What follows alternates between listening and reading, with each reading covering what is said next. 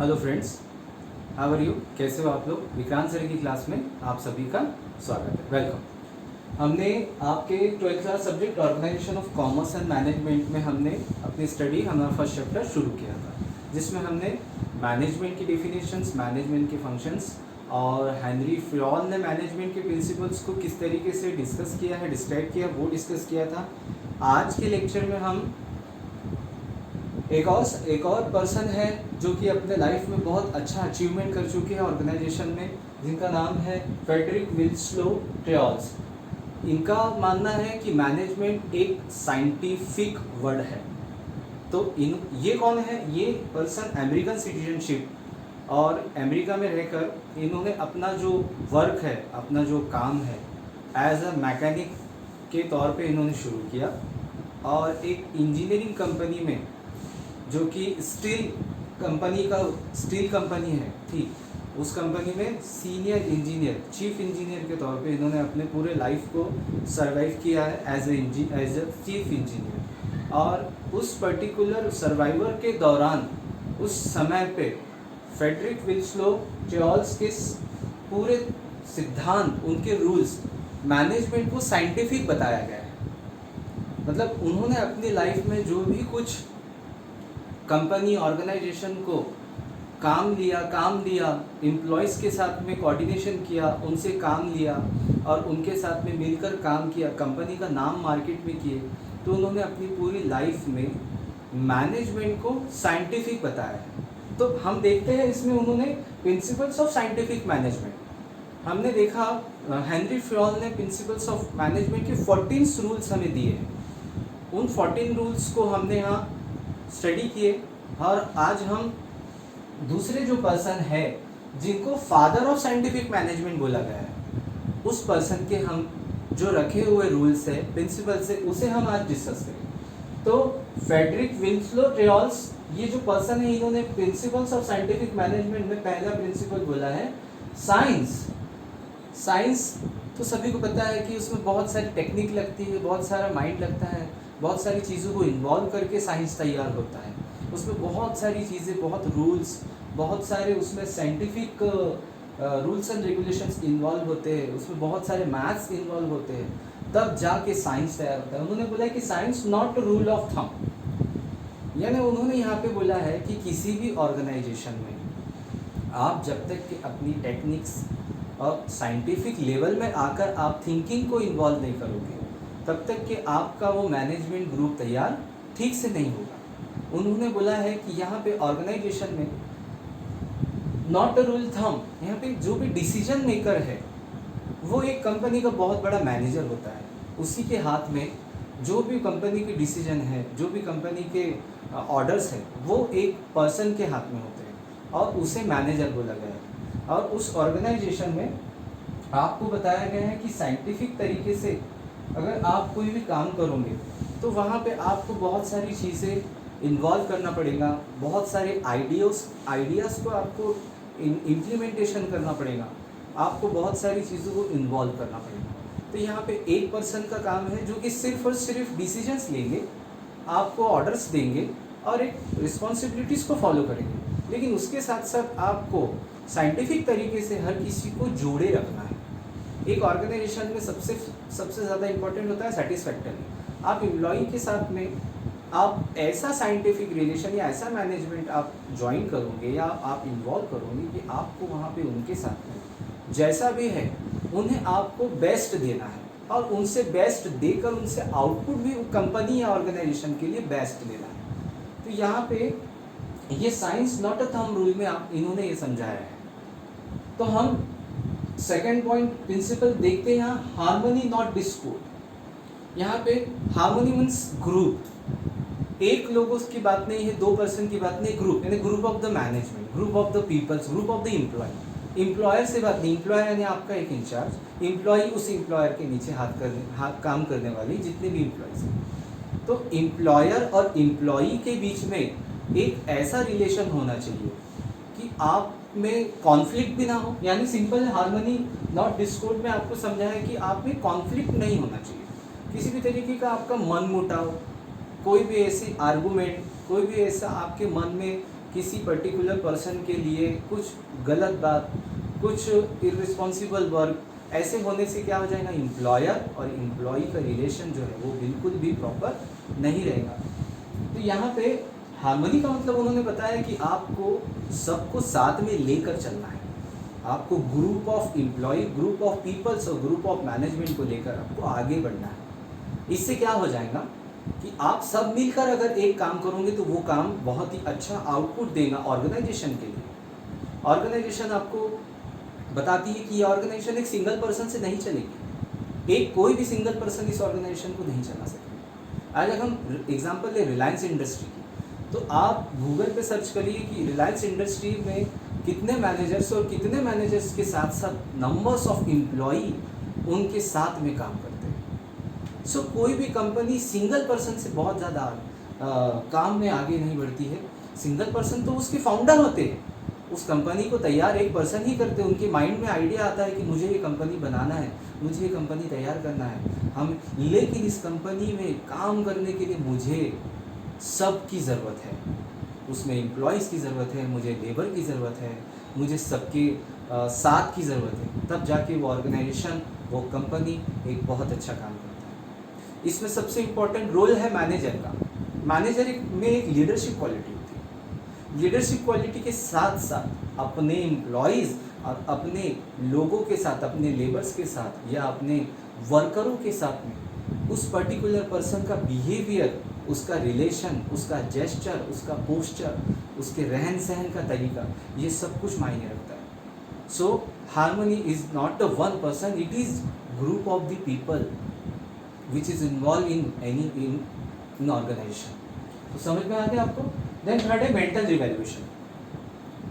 यहाँ पे आपको हर समय में कभी भी, जैसे आपको कंपनी में एक टाइम मिले तो आप जो भी एम्प्लॉय है या वर्कर्स है उनके लिए आप क्या करिए, छोटा छोटा seminar, motivational work, motivational activities या उनकी खुशी के लिए उन्हें जो चाहिए वो उन्हें समय समय पे जब जब आपके पास, जैसे कंपनी के पास कोई टाइम मिलता है तो उसमें मोटिवेशनल एक्टिविटी, मोटिवेशनल काम, उनके खेलने कूदने के हिसाब से, उनके सब कुछ, उनके माइंड को बहुत अच्छे से क्लीन करने के लिए, उनकी माइंड को शांत करने के लिए एम्प्लॉयज़ को जितना हम अच्छे से उनकी एक्टिविटी और उनके साथ में हम चलेंगे तो यहाँ पे मैनेजमेंट का ग्रुप जो है वो बहुत ही अच्छा रिजल्ट देता है। अगर आप एम्प्लॉय और वर्करों से काम लेते रहोगे 8 आवर्स, 12 आवर्स, 18 आवर्स, 24 आवर्स, अगर वर्कर काम ही करते रहेंगे लेकिन वर्कर थक जाएंगे, वर्करों का मेंटल प्रॉपर तरीके से काम करना बंद कर देगा, तो आपकी कंपनी में जो भी काम हो रहा है, ऑर्गेनाइजेशन में जो वर्क हो रहा है वो प्रॉपर नहीं हो पाएगा। इसलिए समय दर समय मेंटल रिवैल्यूएशन, यानी कि उनके लिए आपको एक्टिविटीज़ करना यहाँ पे बहुत ज़्यादा इंपॉर्टेंट है। तो कोई भी एक्टिविटी कंपनी ऑर्गेनाइजेशन यहाँ पे यूज़ करता है अपने एम्प्लॉय के लिए। तो इन्होंने ये प्रिंसिपल में बताया कि आपको एम्प्लॉयज़ का, साथ साथ वर्करों का और साथ साथ अपने आप का भी आपको मेंटल रिवैल्यूएशन करना है। Fourth, corporation not individualism. Corporation not individualism, यानी यहाँ बोला है कि सिर्फ एक पर्सन से लेना देना नहीं है, कोई भी एक पर्सन का कॉर्पोरेशन नहीं। कॉर्पोरेशन मीन्स आपको सबका साथ यहाँ पे बहुत इंपॉर्टेंट है। जिस तरीके से फ्रेडरिक विल्सलो ने एक साइंटिफिक मैनेजमेंट के प्रिंसिपल्स को तैयार किया, उन्होंने अपने पूरे लाइफ में चीफ इंजीनियर के तौर पे एक बहुत बड़े स्टील कंपनी जो कि अमेरिका में है, उन्होंने बहुत बड़ा समय अपना उस कंपनी में दिया है। तो उसके साथ साथ उन्होंने ये प्रिंसिपल्स को भी बताया है कि अगर आप इस प्रिंसिपल्स को अगर अपने ऑर्गेनाइजेशन और अपनी कंपनी में आप अप्लाई करोगे तो वहाँ पे आपको जो भी वर्क है या जो भी काम है एम्प्लॉय का, मैनेजर का, आपकी कंपनी का, प्रोडक्शन का, आपके प्रोडक्ट का, तो वो काम आपका बहुत अच्छा और श्योरिटी है कि वो 100% बेटर हो। तो इसीलिए उन्होंने ये प्रिंसिपल्स को आपको समझाया गया है। कॉर्पोरेशन में बताया कि किसी एक पर्सन से बात नहीं है, आपको जितने भी ग्रुप हैं उन सब लोगों को लेकर चलना है। जिस पर अगर एक प्रोडक्ट का प्रोडक्शन करना है तो उसमें लगने वाले लोग जितने लग रहे हैं उतने ही लगेंगे। जैसे 10 लोगों की अगर नीड है तो 10 लोग लगेंगे, 5 लोगों की नीड है तो 5 लोग लगेंगे। वो 5 लोग 10 लोगों को मिलकर काम करना है। वो अगर तो उनमें से 2 लोग अगर बोलेंगे कि हम ये काम नहीं करते, आप लोग कर लो, तो वहाँ पे वो इंडिविजुअलाइजेशन की बात हो जाएंगी। यहाँ पे उन्होंने सिंपल बताया कि नॉट इंडिविजुअल लोगों की बात नहीं है, कॉरपोरेशन, आपको कोऑर्डिनेशन, एक दूसरे का कॉरपोरेशन, एक दूसरे को संभालना, एक दूसरे को कंट्रोल करना, ये सब कुछ आपको बताया है कि मिल के करना है। देन उसके बाद में आपको 5th पॉइंट में समझाया है डिवीजन रिस्पॉन्सिबिलिटीज, यानी आप अपने वर्क को डिवाइड कर दीजिए, आप अपने वर्क को आपस में ही बांट लीजिए। सबसे सिंपल होगा, किसी भी एक काम को करना है तो एक दूसरे को खराब ना लगे, बुरा ना लगे, किसी की माइंड में ये बात ना है कि मुझे ही ज़्यादा काम दे दिए, ये सारी फाइल्स का काम मुझे ही दे दिया है, ये मार्केट का पूरा सर्वे करने का काम मुझे ही दे दिया है। तो सबसे सिंपल इन्होंने प्रिंसिपल बताया कि डिवीज़न, आप उस काम को क्या कर दीजिए, आप 4 हिस्सों में या कुछ ऐसे हिस्सों में आप उसे उस वर्क को डिवाइड कर दीजिए। इससे क्या हो जाएगा कि आपको इतना बर्डन ना आते हुए सिर्फ आपको इस पर्टिकुलर एरिया में आपको काम करना है। मिस्टर बी का ए का काम इस एरिया में होगा, मिस्टर बी का काम इस एरिया में होगा, मिस्टर सी का काम इस एरिया में होगा। अगर डिवीजन नहीं हो तो आप देखिए कितना बड़ा एक वर्क का लोड आ गया है। एक डिविजेशन, वर्क का डिवाइड करना, सिंपल आप आपस में ही कोऑर्डिनेशन है। उन्होंने बताया कि पहले आप आपस में कोऑपरेशन करो, कोऑर्डिनेशन करो और अपने काम को डिवाइड कर लीजिए, सिंपल। तो यहाँ पे आपकी रिस्पॉन्सिबिलिटी है, जिम्मेदारी है, आप किन लोगों को इन्वॉल्व करके इस रिस्पॉन्सिबिलिटी को डिवाइड करते हैं, सबसे सिंपल। तो जैसे होंडा कंपनी है, होंडा कंपनी में अगर एक बाइक को असेंबल करना है तो मशीनरी तो एक अदर थिंग है, वो तो टेक्निकली चीज़ है, वो इन्वॉल्व होगा, बट उस पर्टिकुलर काम को कंप्लीट करने के लिए ब्लूप्रिंट जो तैयार हुआ है कि हमको एक बाइक की तैयारी करना है, एक बाइक बनाना है, तो बाइक को बनाने के लिए यहाँ पे उनकी रिस्पॉन्सिबिलिटी, उनके पास में एक टारगेट है कि हमें एक बाइक का प्रोडक्शन करना है। उस बाइक में लगने वाले मटेरियल जितने भी आयरन है, फाइबर्स है, प्लास्टिक्स है, स्टील है, जो कुछ भी लगने वाला है, इंजन है, कॉर्पोरेटर फील है, जो कुछ भी लगने वाला है, उनकी रिस्पॉन्सिबिलिटी। तो वहाँ पे अगर किसी एक पर्सन के आगे रिस्पॉन्सिबिलिटी डालेंगे तो वो काम हो पाएगा कि नहीं। अगर उसी को बोल दिए, एक पर्सन को ही बोल दिए, यहाँ पे सिंपल है, एक पर्सन को बोल दिए कि आपको ये पूरा काम करना है, तो देखिए यहाँ पे कितना बड़ा बर्डन उस पर्टिकुलर पर्सन पे आ गया। अगर हम इसी काम को डिवाइड कर दें तो इनके काम का वर्कलोड कितना छोटा हो जाएगा और उनके काम के वर्कलोड के साथ साथ उनका इंटरेस्ट भी यहाँ पे बढ़ेगा। तो यहाँ पे बताया गया कि आप अपने वर्क को क्या कर दीजिए, डिवाइड कर दीजिए। नेक्स्ट 6 पॉइंट बहुत अच्छा है। 6 पॉइंट डेवलपमेंट ऑफ एम्प्लॉयर, यानी कि फर्स्ट पॉइंट पे उन्होंने बोला है कि development of employer, employer means जो एक पर्टिकुलर मेन पर्सन होता है, and employee for greater efficiency and maximum prosperity. यहाँ पे ये बोला है कि डेवलपमेंट ऑफ एम्प्लॉयर, यानी एम्प्लॉयर यानी मैनेजर का तो डेवलपमेंट चाहिए। मैनेजर होता है जिसके पास में लीडरशिप क्वालिटी होती है, जिसके पास में कंट्रोलिंग पावर होता है, जिसके पास में ऑर्डर देने का पावर होता है, जिसके पास में कमांड देने का पावर होता है, जो साइनिंग अथॉरिटी का ऑथोराइज्ड पर्सन होता है। तो development of employer, employer and employ, employer के साथ साथ एम्प्लॉय का भी डेवलपमेंट बहुत जरूरी है। फॉर क्यों? ग्रेटर एफिशिएंसी, एफिशिएंसी मीन्स प्रभावशाली काम, यानी मैं ये काम को करने के लिए बिल्कुल रेडी हूँ और मैं पूरी निष्ठा और पूरे अच्छे से इस काम को कंप्लीट करूँगा। तो उन्होंने बताया ग्रेटर एफिशिएंसी, बहुत ज़्यादा एफिशिएंसी लगाइए, आप अच्छे से काम करिए, इंटरेस्ट दिखाइए उसमें, यानी क्या मिलेगा आपको, आप यहाँ पे मैक्सिमम प्रॉस्पेरिटी,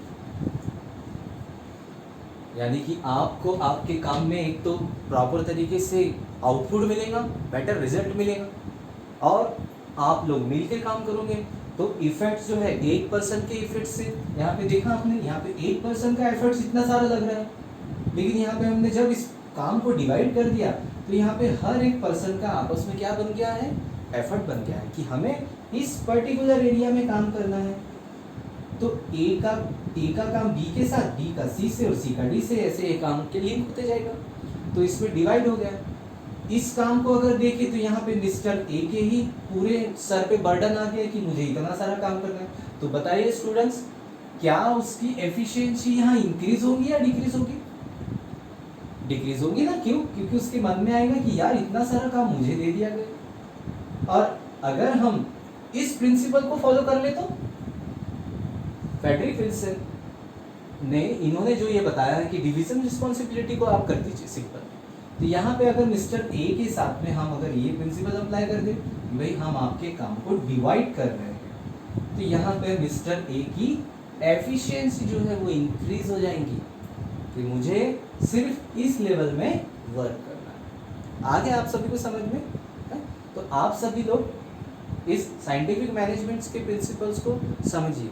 और ये तो आपके सिलेबस के है ही, सिलेबस में है ही। 12th क्लास के आपका जो सब्जेक्ट है organisation of commerce and management, इसमें आपको 8 मार्क का क्वेश्चन तो आता ही है। Henri Fayol's and Frederick Wilson of Taylor's scientific management को एक्सप्लेन करिए, हेनरी फ्योल्स के प्रिंसिपल्स को एक्सप्लेन करिए। ये आपको 8 मार्क के 10 मार्क के आपको रिटन क्वेश्चंस पेपर में आते हैं। तो आप इसको पूरा अच्छे से समझिए, लर्न करिए। इसे आप अच्छे अच्छे एग्जाम्पल देके एक्सप्लेन कर सकते हैं। मैंने आपको हमेशा बोला है कि ज़रूरी नहीं है आपको बुक का ही वर्ड टू वर्ड लैंग्वेज लिखना है, आपको सिर्फ लैंग्वेज का सेंस चाहिए। आप अपने माइंड से अपने लैंग्वेज को कैसे एक्सप्रेस कर सकते हैं, कैसे एक्सप्लेन कर सकते हैं, उसे किस तरीके से लिख सकते हैं, अच्छे से बना कर लिखना है। आपको एग्जाम्पल दे सकते हैं आप Nokia company, Honda company, Samsung company, Haldiram company, इन सब लोगों की थ्योरी को रीड करिए। आपके पास नेट है, आप सब कुछ नेट के द्वारा यूज़ कर सकते हैं, पढ़ सकते हैं, उसके अच्छे अच्छे एग्जाम्पल्स आप यहाँ पे दे सकते हैं। इस पे क्या हो जाएगा, आपके आंसर्स बहुत अच्छे दिखेंगे और आपको समझ में भी आएगा। और जो भी आपके पेपर्स को चेक करेंगे उन्हें न्यू मार्केट के हिसाब से नए नए एग्जाम्पल्स मिलेंगे, तो आपके आंसर का वेटेज भी बढ़ जाएगा। तो आपको बात समझ में आ गई कि आप किस तरीके से अपने आंसर्स को एक्सप्रेस और एक्सप्लेन कर सकते हैं। तो आप सब लोग इन सब चीज़ों को फॉलो करेंगे। तो ये सब प्रिंसिपल्स हैं और ये सब आप अच्छे से समझिए। और इसके बाद में हम आपको कुछ एक्सरसाइज देंगे, वो एक्सरसाइज आपको करना है। तो इसके बाद में हम जो भी लेक्चर बनाएंगे आपके अगले चैप्टर्स पे आपका लेक्चर आपको मिलते चले जाएंगे। लेकिन दोस्तों मैं बार बार बोल दूँ आपको कि हम साथ में पढ़ाई कर रहे हैं, मिल के पढ़ाई करेंगे और जल्दी से जल्दी अपने टॉपिक्स को हम यहाँ पे कवर करेंगे। तो आप अपने घर में रहिए, सेफ रहिए। Thank you.